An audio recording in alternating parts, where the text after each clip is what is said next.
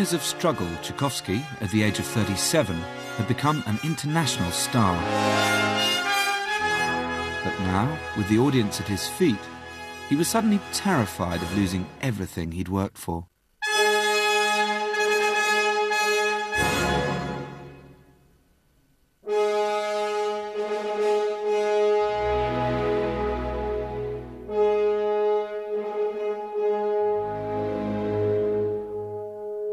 Tchaikovsky's music, like his life, has always been contentious.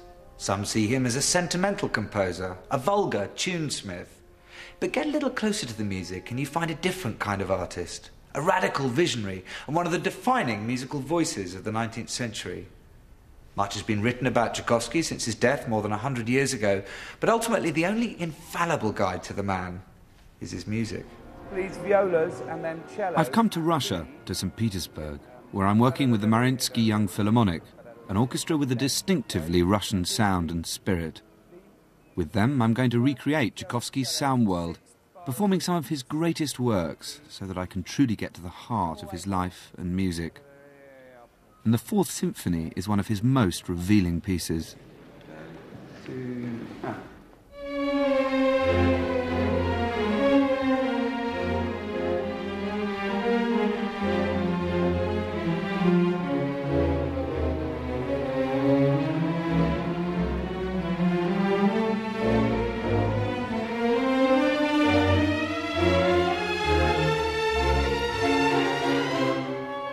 This symphony is Tchaikovsky's mid-career masterpiece. He'd already spent years refining his craft and skill, but the uncompromising technical mastery and ferocious drama of this piece are new. The symphony's violent clash of opposites reflected Tchaikovsky's own attempts to reconcile the forces that raged within and were threatening to destroy him.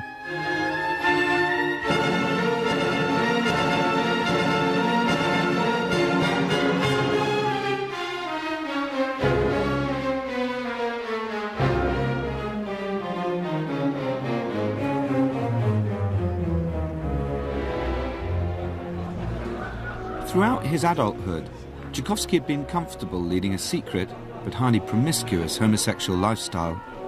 Well, now look at him. What a treasure he must be. My, I do believe we've been here several times before. But as his fame grew, paranoia set in, and he became terrified that a sex scandal would ruin his career. In the midst of his turmoil, he received a love letter from an adoring female fan called Antonina Milyakova, who claimed she was a former pupil of his. Intrigued, he agreed to meet her. Would you not be happier with your mother accompanying us here? A chaperone. I am quite grown up, you know. Look, surely you must remember me from the conservatoire. I was so happy there. You and I, we bumped into one another constantly. Did we? I have no memory of that.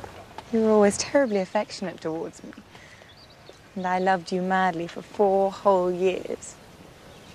Secretly, of course. Yes, it must have been secretly.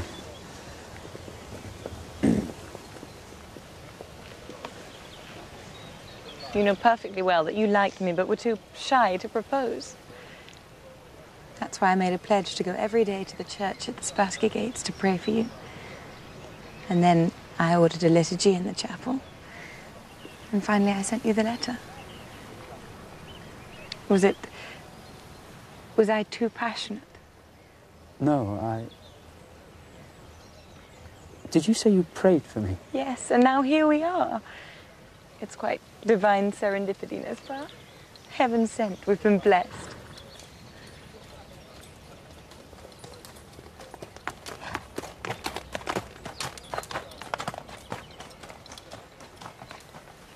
Are you interested in the military? No,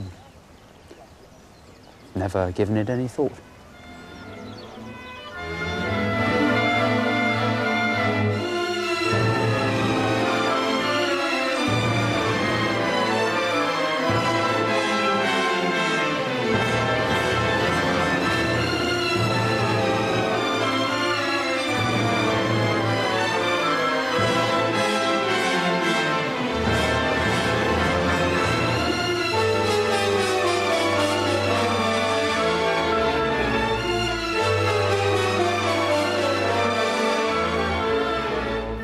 Tchaikovsky knew some of his friends hid their sexuality behind marriages of convenience, and he decided that this kind of arrangement could shield him from the scandal he dreaded.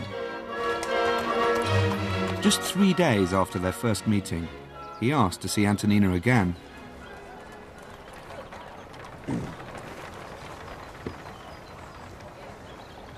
I will be your devoted and grateful friend. But you must know my character.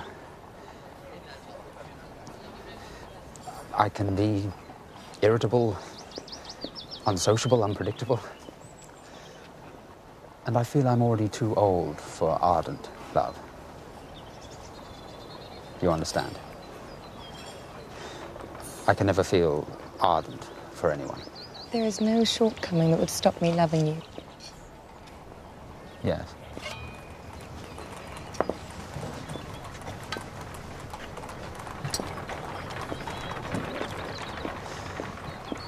But if you'll be satisfied with a quiet, calm love, rather the love of a brother,